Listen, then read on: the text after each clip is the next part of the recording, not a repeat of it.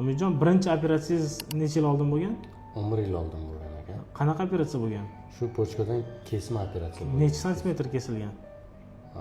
20 santimetr, 18 santimetrlar. 20-18 santimetr kesilgan. Qadrli do'stlar, Umidjon bizga Tojikiston Respublikasidan kelishdi. Assalomu alaykum, Umidjon, yaxshimisiz? Salomatmisiz? Sog'lig'ingiz yaxshimi? Xudoga shukr. Umidjon buyrak toshlari bilan bizga murojaat qilgandilar.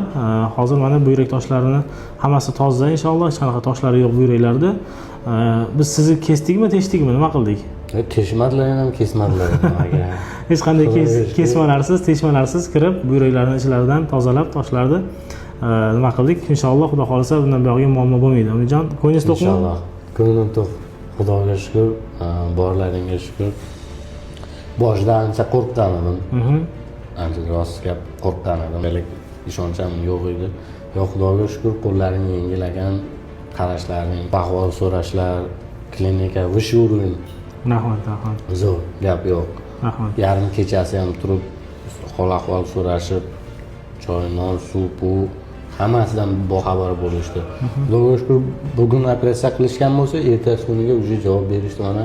Xudoga shu oyog'imiz bilan keldik oldingizga yana. Salomat bo'ling.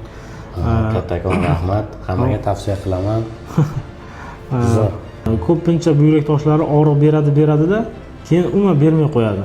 Odam organizmi moslashib qoladi. Keyin natijada buyrak sekin qurib olib tashlashga to'g'ri kelib qoladi buyrakni. Mana shu narsa ham. Siz mana vaqtida murojaat qildingiz, yaxshi, Xudo xolisa, salomat bo'ling. Alloh shifo bersin. Qadrli do'stlar, sog' bo'linglar. Umidjon, boshqa kasal bo'lmang. Salomat bo'ling. Sog' bo'linglar.